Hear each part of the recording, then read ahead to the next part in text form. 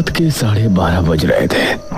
चारों तरफ मौत का सन्नाटा छाया हुआ था। जंगल पूरी तरह से शांत और सुनसान दिख रहा था। ऐसे में काला लबादा पहने एक शख्स हाथ में लालटेन लिए आगे बढ़ रहा था। उसके कदम सामने बने एक कुएं की तरफ बढ़ रहे थे। वो कुएं के करीब जाकर रुका और फिर उसने कुएं के अंदर एक पर्ची डाली।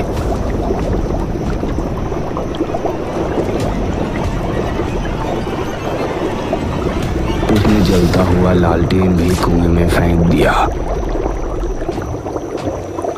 और उसके बाद तेज कदमों के साथ वहां से ऐसे भाग निकला जैसे कि अचानक कोई बड़ा खतरा वहां आ पहुंचा हो।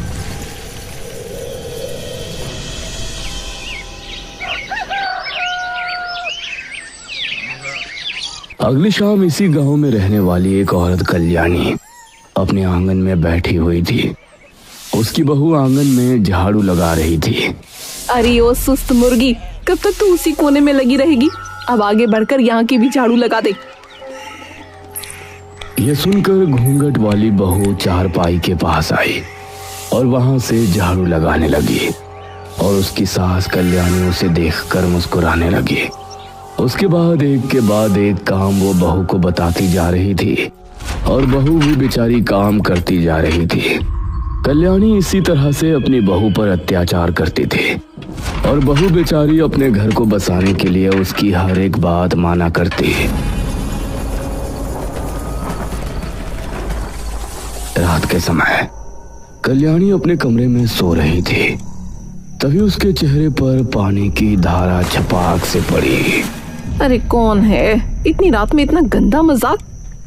कल्याणी ने उठकर देखा तो उसके आसपास कोई नहीं था।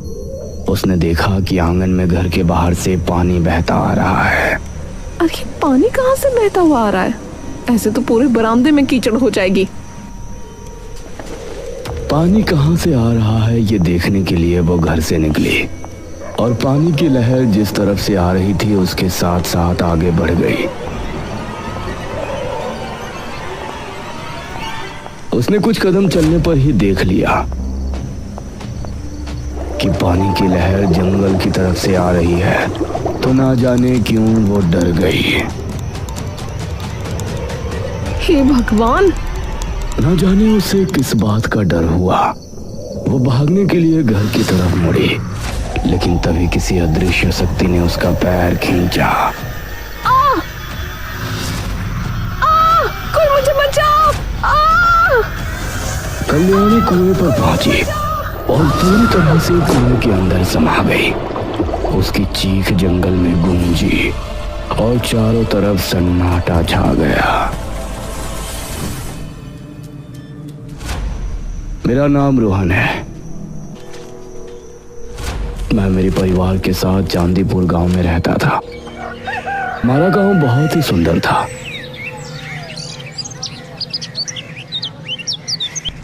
और हमें यहाँ रहते हुए किसी तरह की कोई परेशानी नहीं होती थी। मेरे दादा और दादी सरूरपुर गांव में रहते थे और वो हर महीने मुझसे मिलने आया करते थे। दादाजी, दादी जी।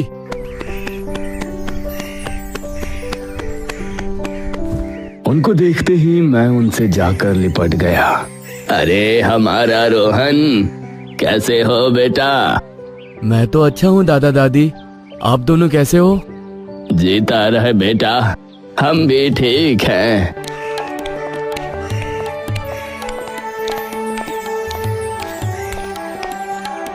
उन्होंने काफी देर तक मुझसे और मम्मी पापा से बात की और मैंने इस बार भी उनसे वही सवाल किया जो मैं हर बार उनसे किया करता था।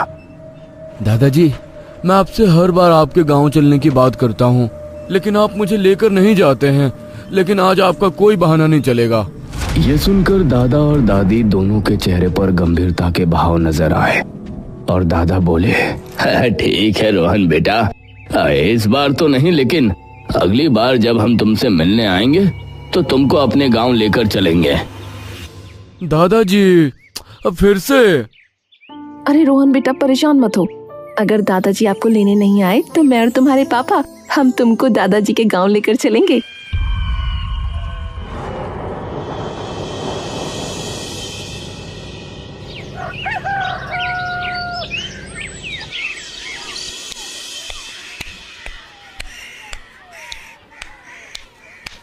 अगले महीने दादा मुझे लेने आए।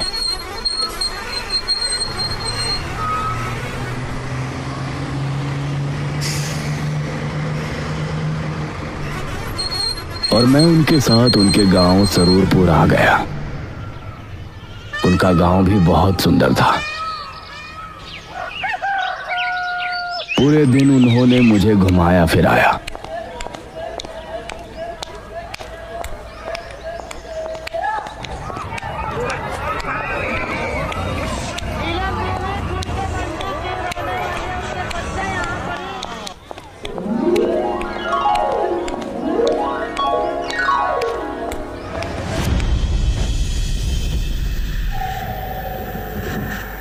और शाम के समय, दादाजी, आपने मुझे गांव तो घुमा दिया, लेकिन जंगल तो दिखाया ही नहीं। मुझे जंगल भी ले चलिए ना। जंगल का नाम सुनकर दादा दादी के चेहरे का रंग उड़ सा गया और दादा बोले, अब बेटा, जंगल का क्या देखना? जंगल तो हर एक गांव का एक जैसा ही होता है। पेड़ पौधे, झाड़ियां, वो तो ठीक वैसा ही है जैसा तुम्हारे गांव का जंगल है। दादा मुझे जंगल ले जाने से मना क्यों कर रहे थे, ये बात मुझे समझ नहीं आ रही थी।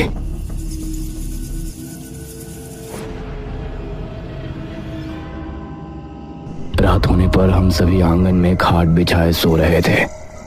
तकरीबन 12:30 बजे मुझे एक आवाज सुनाई दी। रोहन, रोहन। यह आवाज सुनकर मैं उठा और इधर उधर नजरें दौड़ाई तो मुझे आसपास कोई नजर नहीं आया। रोहन, इधर आओ, मैं यहाँ हूँ। मैं खाट से उठा और दादा को जगाने ही वाला था कि तभी, रोहन, अगर तुमने किसी को भी जगाया तो मैं चली जाऊंगी। तुमको जंगल घूमना था ना, मैं तुमको जंगल घुमाऊंगी। यह सुनकर मेरे चेहरे पर खुशी छलक आई।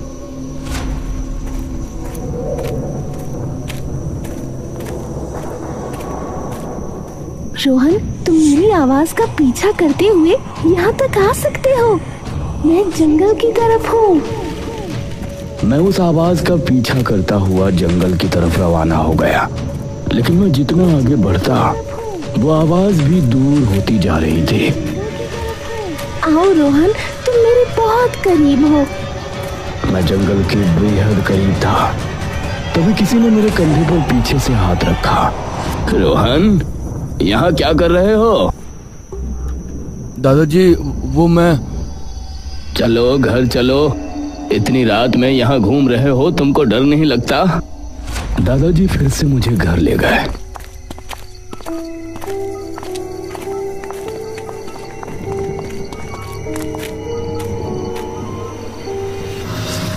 लेकिन मेरे मन में अभी भी वही बात चल रही थी कि जो आवाज मुझे सुनाई दे रही थी, आखिर वो किसकी थी?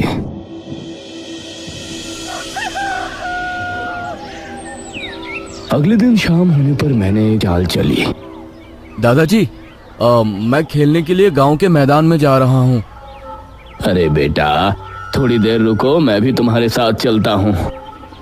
दादाजी, आप मुझे मैदान में तो जाने दीजिए। मैं बहुत बोर हो रहा हूँ। मैं बच्चों के साथ खेलना चाहता हूँ। आपको जब आना हो तब आ जाना। मैं मैदान का बहाना करके वहां से निकला।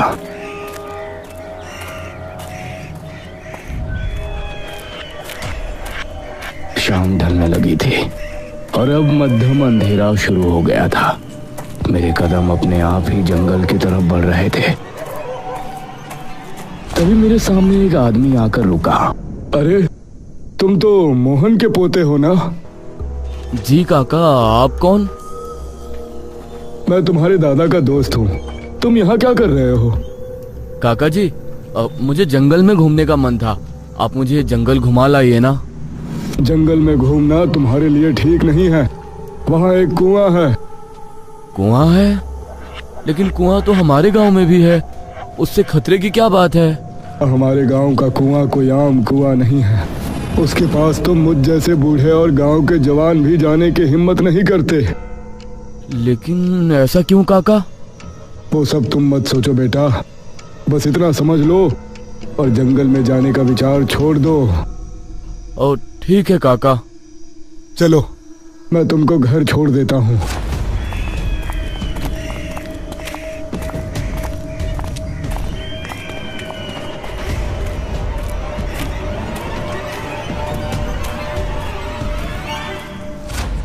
उस रात सबके सोने के बाद मुझे फिर से वो आवाज सुनाई दी। रोहन, रोहन, जल्दी उठो और मेरे साथ चलो। मैं तुमको आज जंगल दिखा लाती हूँ। अरे ये तो वही आवाज है जो कल रात को मुझे सुनाई दी थी। हाँ मैं वही हूँ। तुमको जंगल घूमना है ना? आओ मैं तुम्हें जंगल घुमा लाती हूँ। लेकिन आप हो कौन? ना सामने आती हो ना दिखाई देती हो। मेरे इतना कहने के बाद मुझे जंगल की तरफ एक धुआं सा नजर आया।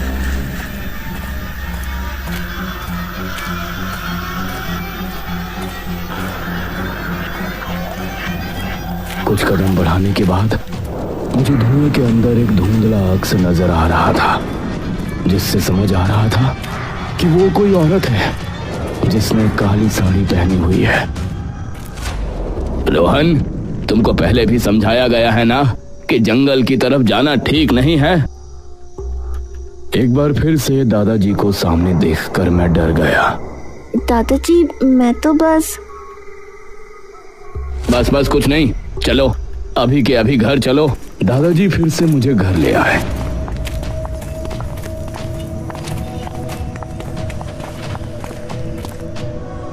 लेकिन मेरे मन में अब जंगल जाने की उत्सुकता और बढ़ गई थी।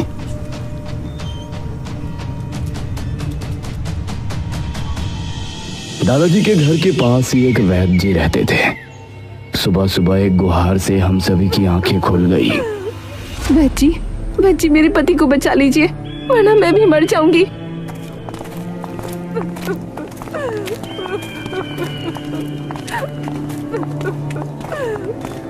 एक औरत अपने पति के साथ वैद्य जी के घर के बाहर बैठी थी। उसका पति जमीन पर पड़ा था और उसकी हालत बहुत खराब थी। अरे क्या हुआ इसको? इनको खून की उल्टियां हो रही हैं वैद्य जी, कल से कई हो चुकी हैं। इसे जल्दी अंदर लेकर जाओ। मेरे दादा और गांव के एक आदमी ने आगे बढ़कर उसके पति को सहारा दिया और उसे वैद्य जी के घर के अंदर ले गए। मैं भी उनके पीछे घर के अंदर पहुंच गया। ये इसके साथ कब से हो रहा है? वैद्य जी कल सुबह से ही इनके साथ ये हो रहा है, जब से अब तक न जाने कितनी उल्टियां कर चुके हैं। घबराओ नहीं, मैं इसकी दवा कर देता हूँ। वैद्य ने काफी समय लगाकर उसके लिए दवा बनाई। ये लो रमेश, इसे खा लो।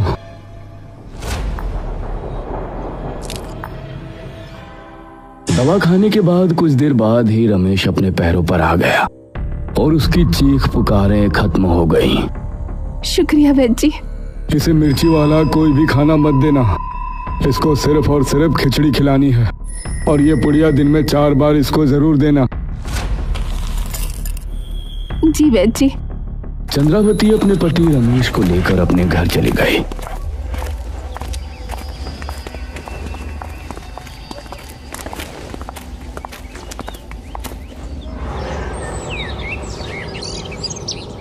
दोपहर के तकरीबन 4 बजे के समय फिर से वो औरत अपने पति को लेकर वैद्य जी के पास आई। देखिए ना वैद्य जी, इनको फिर से उल्टियां आई हैं। ये कैसे हो सकता है? जो दवा मैंने बनाकर दी है वो तो सबसे ज्यादा कारगर है। ऐसा नहीं हो सकता। तुमने इसे दवाई दी थी कि नहीं? रमेश जमीन पर गिरकर तड़पने लगा और उसकी आंखें लाल लाल चमक उठी। अरे बाप रे, ये इसे क्या हो रहा है? अब वैद्य जी भी उसकी तबीयत देखकर हैरान रह गए थे। वैद्य जी कुछ कीजिए ना।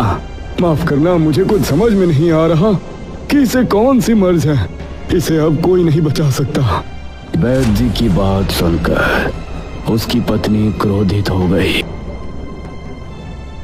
वैद्य, तू कहता है कि मेरे पति को अब कोई नहीं बचा पाएगा?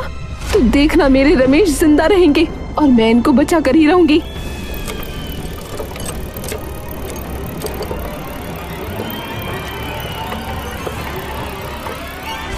उस रात मैंने पक्का इरादा किया कि आज जंगल जाऊंगा और उस कुएं पर भी होकर आऊंगा। मैं मौका देखकर रात को 12 बजे के समय आखिरकार घर से निकल ही गया। लेकिन बड़े ताज्जुब की बात थी कि आज मुझे कोई आवाज सुनाई नहीं दे रही थी। मैं धीमे कदमों के साथ जंगल की तरफ बढ़ रहा था। दिल में डर के साथ साथ एक एक्साइटमेंट भी थी कि आज मैं उस कुएं को देखने वाला हूँ, जिसके बारे में इतने दिनों से कुछ ना कुछ अजीब सुनता हुआ आ रहा हूँ। मैं जंगल पहुंचने ही वाला था, तभी मैंने एक दृश्य देखा। काला लबादा पहने हुए, हाथ में लालटेन लिए कोई औरत जंगल की तरफ जा रही है। अरे, ये तो वही आवाज है जो कल रात को मुझे सुनाई दी थी। लेकिन आप हो कौन? ना सामने आती हो ना दिखाई देती हो। आप सामने तो आइए। दादाजी, मैं तो बस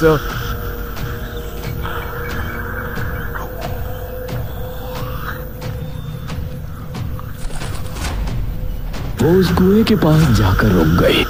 मैं पहली बार उस कुएं को देख रहा था। उस कुएं के आसपास का वातावरण बहुत ही अलग था। यहाँ गर्मी के मौसम में भी बहुत ठंड थी। सही में हमारे गांव के कुएं के पास जिस तरह की शांति और सुकून महसूस होता था, इस कुएं के पास अजीब सा सन्नाटा महसूस हो रहा था।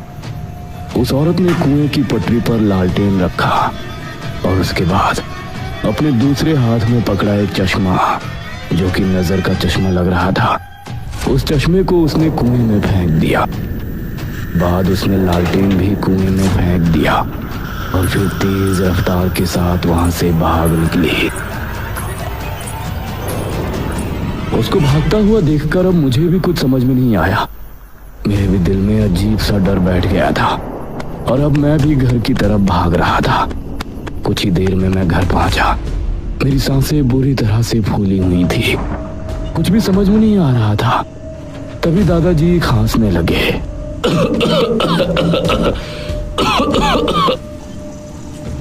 उनके उठने से पहले ही मैं खाट पर लेट गया और फिर अपनी आंखें बंद कर लीं। अगली सुबह हमारे उठने के फौरन बाद ही गांव के मुखिया दादाजी के पास आए। मुखिया जी, आप? हाँ महेश बाबू, सुना है कि रमेश ने कल से खाना पीना बोलना सब छोड़ दिया था। हो सकता है आज वो अंतिम सांस ग्रहण करे, इसलिए पहले ही उसके घर अफसोस करने जा रहे हैं। आप भी साथ चलिए। हाँ मुखिया जी, मैं भी आ रहा हूँ। अब दादाजी और गांव के कुछ लोग मुखिया जी के साथ चल दिए और मैं भी उनके पीछे हो लिया।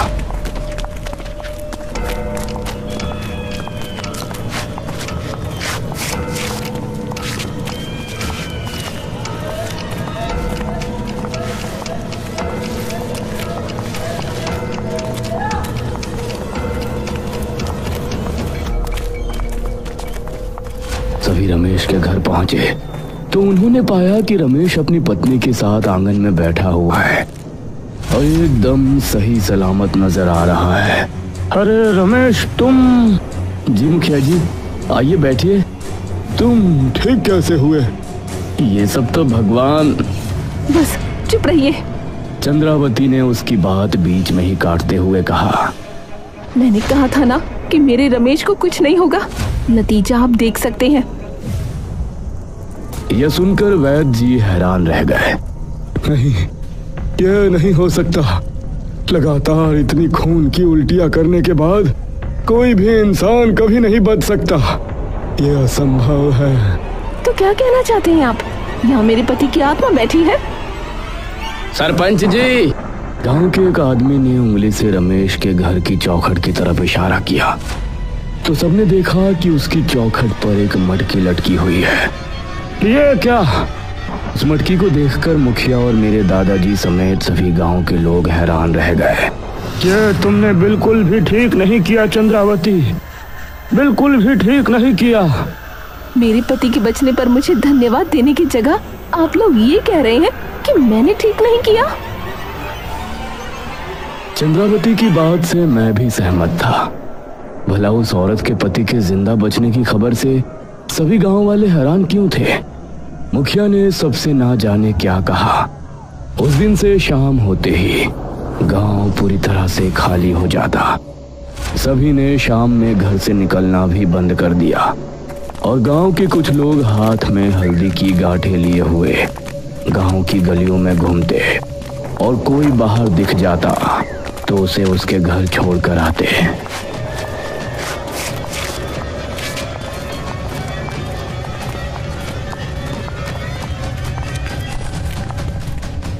दादाजी, चंद्रावती के पति के ठीक हो जाते ही गांव का माहौल अजीब क्यों हो गया? क्यों लोग इस तरह से डर कर घरों में रहने लगे हैं? मुझे कुछ समझ में नहीं आ रहा। बेटा रोहन, तुम मुझसे वादा करो कि तुम इस बारे में कोई सवाल नहीं करोगे। तुम कभी भी जंगल में जाने की सोचोगे भी नहीं। जी दादाजी। मैंने दादाजी की हाँ में हाँ मिला दी, लेकिन अब मेरे मन में कई सवाल उठ रहे थे। कुएं के साथ साथ अब मुझे ये भी जानना था कि वो औरत कौन थी और इस तरह गांव के लोग चंद्रावती को किस बात का दोषी मान रहे थे। रोहन, रोहन, मेरे पास आओ, मैं आज तुमको जंगल घुमा लाती हूँ। रोहन, रोहन, मेरे पास आओ, मैं आज तुमको जंगल घुमा लाती हूँ।